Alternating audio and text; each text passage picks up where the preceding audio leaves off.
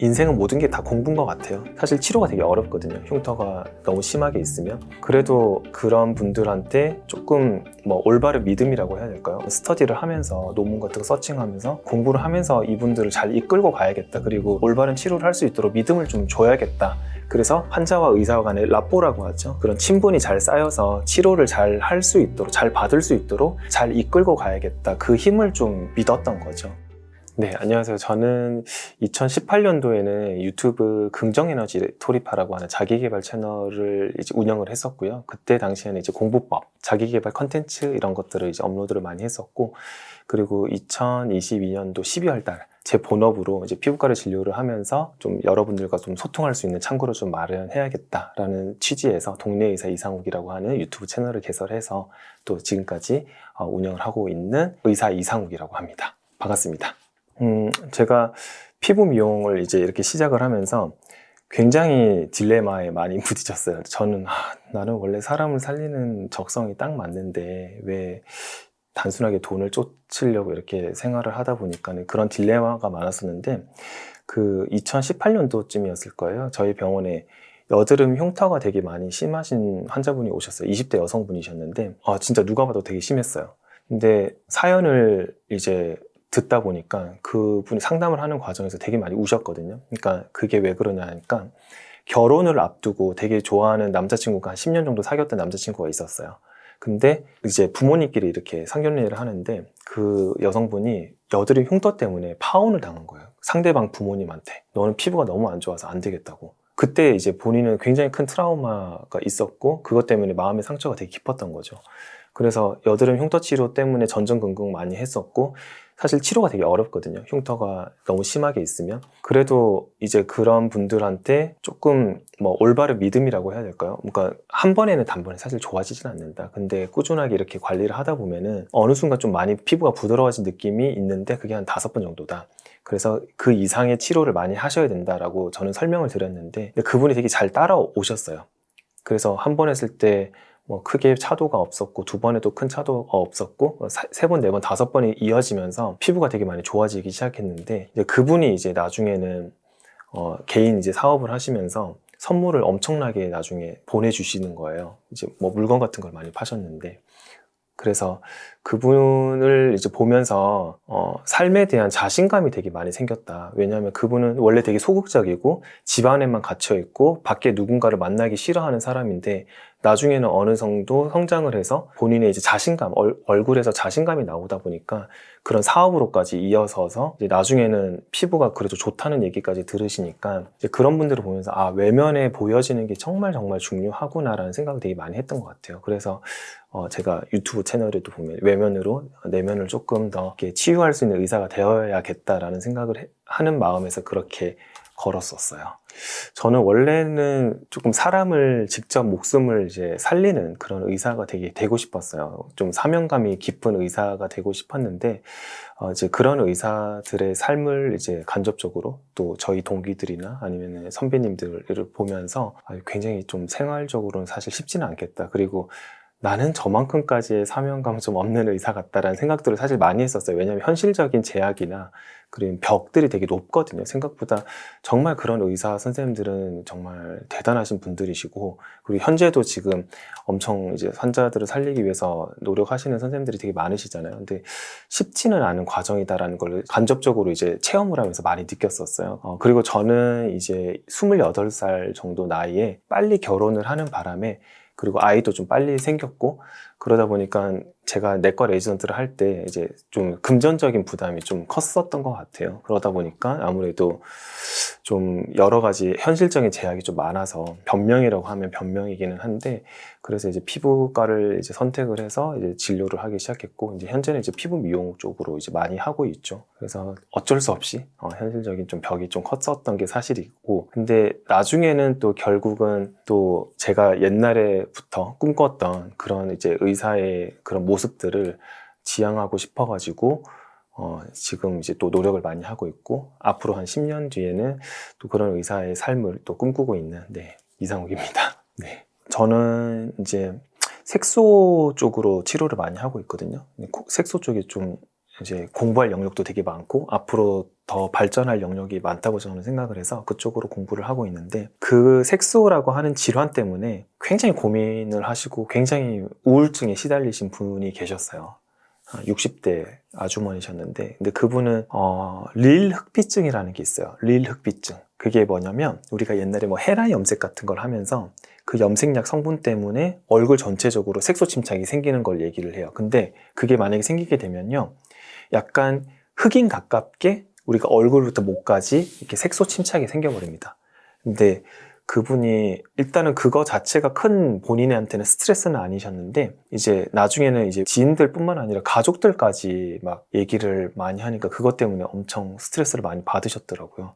근데 치료가 사실 쉽지는 않아요. 굉장히 어렵고, 어쨌든 오셔서 제가 굉장히 장기전으로 치료를 해야 된다고 말씀을 드리고 치료를 하셨는데 한 2, 3년 정도 치료하셨거든요. 100%는 아니지만 한 90% 가까이 좋아지셨어요. 결국은 이제 우셨죠. 뚝뚝뚝. 그래서 저는 이제 최대한 안 울려고 많이 노력을 하는데, 어쨌든 그분도 되게 많이 기억에 남고요. 그리고 또 최근에 또 다른 채널에서 얘기했던 여드름 엄청 심했던 그 친구, 20대 청년, 그 친구도 되게 마음이 많이 아팠던, 되게 미어졌던, 그러니까 그 친구가 뭐 치료가 잘 돼서 이렇게 막 그게 아니고, 이때까지 그런 사람들이 받았을 그런 마음의 상처까지 막 생각을 하니까 막 제 가슴이 많이 미어져서, 근데 결국은 그래도 다 좋아져가지고 너무너무 기쁜 일인데, 이제 그런 친구들이 많이 생각이 나는 것 같아요. 그러니까 보통 이제 저희 병원에 요즘은요, 유튜브를 보고 오시는 분들이 꽤 많으세요. 그래서 유튜브를 보고 바로 이렇게 오세요. 그래서 처음부터 원장님 저 이거 치료해 주세요. 이거 되게 어려운데, 이거 치료 되게 어렵다. 그러니까 왔죠. 그러니까 병원 좀 많이 돌아보셨어요? 다녀보셨어요? 그러니까 처음 왔는데요. 이렇게 하시는 분들 되게 많아요. 그래서 그런 이제 옛날에 제가 말씀드렸던 그런 분들은 굉장히 많이 돌고 오셨어요. 대학병원은 말도 못하고요. 이제 로컬이라고 하죠. 일반 개인 의원 뭐 뿐만 아니라 조금 더 큰 뭐 피부과 되게 많이 돌고 오셨었는데 굉장히 뭐 포기하고 오시죠. 그래서 저 역시 뭐 제가 뭐 그분들보다 뭐 의학적인 지식이 막 풍부한 것도 아니고, 제가 가지고 갈 수 있는 무기는, 저는 유일한 무기는 저는 공부라고 생각을 했고, 그리고 그런 이제 케이스라든지 그런 스터디를 하면서 논문 같은 거 서칭하면서 공부를 하면서 이분들을 잘 이끌고 가야겠다. 그리고 이분들한테 조금 올바른 치료를 할 수 있도록 믿음을 좀 줘야겠다. 그래서 환자와 의사 간의 라뽀라고 하죠. 그런 이제 그런 친분이 잘 쌓여서 치료를 잘 할 수 있도록, 잘 받을 수 있도록 잘 이끌고 가야겠다. 그 힘을 좀 믿었던 거죠. 그러다 보니까 이제 환자분들도 잘 따라오시고, 이제 잘 오셔야지 좀 치료가 잘 되잖아요. 그러다 보니까 치료 성적도 좀 좋았던 것 같고, 제가 뭐 비단 잘해서가 절대 아니고, 이제 그런 것들이 굉장히 크게 작용하지 않았나. 그런 관계라든지, 그런 이제 올바른 믿음이라든지. 모든 직업이 좀 그런 것 같아요. 뭐, 내가 물건을 파는 사람이면은, 물건의 가치를 사람들이 알아주고, 이제 잘 팔릴 때 기분이 되게 좋잖아요. 그러니까 저는 이제 의료라고 하는 가치를 이제 전달하는 서비스 직종인데요. 근데 의료도 뭐 치료가 되게 잘 될 때도 있고 안 될 때도 있잖아요. 사람이 하는 일이다 보니까 뭐 의사라고 신이 아니잖아요. 근데 지금 제가 하고 있는 이런 의료업이 그래도 고객들에게, 환자분들에게 전달이 좀 올바르게 됐고 치료 효과가 좋고 조금 더 나아가서 마음까지 치유가 되고 의사하고 환자하고 좀 교감이 되고 공감이 될 때, 이제 치료의 영역을 넘어서서 교감할 수 있는 정도, 공감할 수 있을 정도까지 됐을 때는 되게 보람이 있는 것 같아요. 많이 느끼죠. 근데 저라고 사실 모든 분들에게 막 이렇게 할 수는 없어요. 그러니까 제가 우스갯소리로 점을 딱 빼러 오셨는데, 이 점이 너무 힘드셨겠다고, 마음이 막 이것 때문에 얼마나 힘드셨겠어요? 하면서 막 이렇게 하지는 못하잖아요. 근데 그것 때문에 고민하고, 그리고 고생하고, 그리고 그게 이제 본인의 컴플렉스가 돼서 스트레스까지 이어지신 분들이 생각보다 많거든요. 근데 그런 거를 이제 보더라도 제가 100% 해결을 할 수 있는 건 아니잖아요. 근데 그 해결점을 우리가 어쨌든 의사와 환자가 만났으니까 그 해결점을 우리가 가기 위해서, 그 해결책을 우리가 알아보기 위해서 서로 이렇게 고민을 하는 과정이잖아요. 근데 환자분들이 병원에 오지 않으시면 제가 치료를 해드릴 수가 없어요. 근데 어쨌든 그분들이 저를 믿고 제 설명을 또 잘 따라주시고 그렇게 해가지고 치료가 좀 잘 되고, 그리고 그분들이 또 그거에 대해서 약간 치유의 영역까지 느끼신다고 하면 그것만큼 보람이 값진 일이 없다고 생각을 합니다. 네, 요즘에도 조금 느끼는 거 중에 하나인데, 제가 이제 몸이 하나잖아요. 근데 모든 분들에게 제 에너지와 열정과 정성을 다 쏟고 싶은데 그러지 못할 때가 사실 있어요. 만약에 제가 그거는 대학병원에 있었어도 대학병원에서는 하루에 막 1, 200명씩 환자분들을 봐야 되는 어쩔 수 없는 환경이기 때문에 근데 그런 이제 어쩔 수 없는 환경이 조금 힘든 경우가 있는 것 같아요. 그러다 보면은 이제 또 환자분들이 또 대기 시간도 많이 생기게 되고 그걸로 인해서 그분들의 마음을 좀 불편하게 해드리고 그런 것들이 조금 힘들죠. 그리고 두 번째로는 생각만큼 또 치료 성적이 안 나왔을 때 근데 또 그 부분은 또 저는 또 좋은 점이 있다고 생각을 해요. 그러니까 제가 하고 있는 업은 어쨌든 사람이 하고 있는 일이고 그리고 의학이라고 하는 분야는 계속 발전하는 영역이기 때문에 지금 당장 치료가 되지 않는다고 해도 그리고 서로 이렇게 고민하고 저도 의사로서 공부를 하고 그런 해결책을 강구하기 위해서 노력을 하다 보면은 이런 부분들은 또 어쨌든 극복할 수 있는 문제라고 생각을 하기 때문에 일단 물리적인 그런 제 몸이 하나이기 때문에 물리적인 그런 영역들이 조금 힘든 것 같아요. 모든 분들에게 다 열정과 이렇게 다 쏟고 싶은데 그러지 못할 때 그런 게 조금 아쉽죠.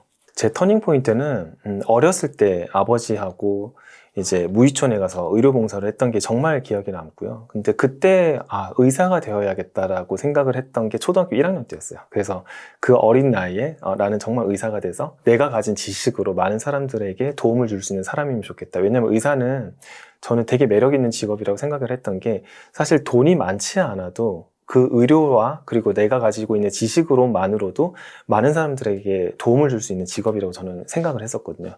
근데 그때 이제 어렸을 때는 이제 직업을 갖기 위한 터닝 포인트가 그때였고, 이제 두 번째는 제가 이제 내과 레전트를 할 때인데 제 치프 선생님이 있었어요. 이 영상을 보실지 모르겠는데 해운대 백병원에서 지금 호흡기 내과를 하고 계신데요. 근데 장지훈 교수님인데 그 선생님 덕분에 정말 의사라는 직업이 되게 마음 한켠에서 따뜻한 직업이고 굉장히 좋은 직업이구나라고 하는 걸 처음 느꼈어요. 의사가 된 이후에 그 선생님을 만나서 보통 이제 4년차가 치프라고 하거든요. 이제 4년차가 이제 1년차를 뒷바라지를 하는 건데 제 환자가 언제 어디에 있던 그리고 환자 상태가 어떻게 안 좋아지든 그 선생님이 항상 계셨고 그리고 저뿐만 아니라 다른 과의 환자들까지 다 챙겨보실 수 있을 정도로 환자에 대한 관심도가 굉장히 많으셨어요. 그리고 혹여나 하는 마음에 자기 아랫연차들이 실수는 하지 않을까라고 해서 정말 그 많은 환자분들의 차트를 보면서 그리고 검사라든지 그런 검사 결과를 많이 확인을 하시는 분이었어요. 근데 제가 그 선생님한테 가장 인상이 깊었던 것 중에 하나가 뭐냐면 제가 이제 새벽 4시쯤에 이제 밤샘 당직을 하잖아요. 그래서 중환자실에서 이렇게 엎드려 이렇게 자고 있었는데 이제 누가 한 새벽 4시 반쯤에 딱 들어오는 소리가 들리는 거예요. 그 자동문 중환자실 문이 열리면서 데스크에서 이렇게 엎드려 자고 있었는데 막 잠결에 이렇게 보니까 장지훈 선생님인 거예요. 그래가지고 그 선생님이 막 이제 제 환자뿐만 아니라 중환자실에 계신 내과계 중환자실 환자들을 한 번씩 쭉 보면서 중환자실에 계신 분들 사실 의식이 없잖아요. 그래서 아이고 아버님 어제 소변이 그래도 30cc나 나왔네요. 그래서 손을 딱 잡으시면서 오늘 하루도 잘 버텨주셔서 감사합니다 라고 손을 잡으면서 이렇게 말씀을 하시는데 와 진짜 그 모습을 보면서 진짜 저런 의사가 없구나. 그 중환자실에 아무 의식이 없는 환자분들을 20명 30명을 손을 잡으시면서 말을 한마디씩 이렇게 하고 가시는 거예요. 그리고 그 검사 결과를 다 체크를 하시고 그래서 와 진짜 저런 의사가 되고 싶다라는 생각을 했던 게 이제 그 선생님을 보면서 그런 걸 많이 느꼈고 좀 부끄럽죠. 솔직히 어떻게 보면은 내과를 중도에 포기를 하고 도망쳐 나온 건데 근데 제 인생에 있어서는 의사로서는 진짜 굉장히 큰 터닝 포인트가 됐던 너무너무 좋으신 선생님, 제가 의사로서 가장 존경하고 있는 그런 선생님입니다. 인생은 모든 게 다 공부인 것 같아요. 내가 지금 당장 피부가 좋지 않은 환경이잖아요. 내 얼굴이긴 하지만 그런 환경들도 경험을 하는 거고 그러다 보면은 그런 환경에서 내가 극복을 하기 위해서는 또 공부를 해야 돼요. 그러니까 내 피부 상태가 어떤지 요즘에 유튜브 매체 너무 좋잖아요. 설명도 잘해주시는 선생님들도 너무 많고 그래서 내 피부 상태가 어떤지를 일단 공부를 하시고 그리고 그 피부 상태를 극복하기 위해서는 내가 집에서 혹은 내가 자가로 관리할 수 있는 방법들이 어떤 것들이 있는지를 또 공부를 해보시고 그래도 정 안 될 때는 이제 병원을 찾으셔야 되는 거죠. 근데 요즘은 오히려 이런 정보들이 굉장히 더 많은데도 불구하고 공부를 더 안 하시는 것 같아요. 정보량이 너무 많다 보니까. 근데 그럴수록 여러분들이 여러분들 피부에 맞는 그리고 내 고민이 무엇인지를 정확하게 캐치를 해서 그런 것들을 좀 공부를 해보시고 파악을 하시고 그리고 치료 방법에는 어떤 것들이 있는지 그리고 나의 그런 생각과 그리고 해결책이나 그런 것들이 좀 부합하는 선생님 잘 만나셔서 치료를 하시면 좋은 결과가 있을 거라고 생각을 합니다.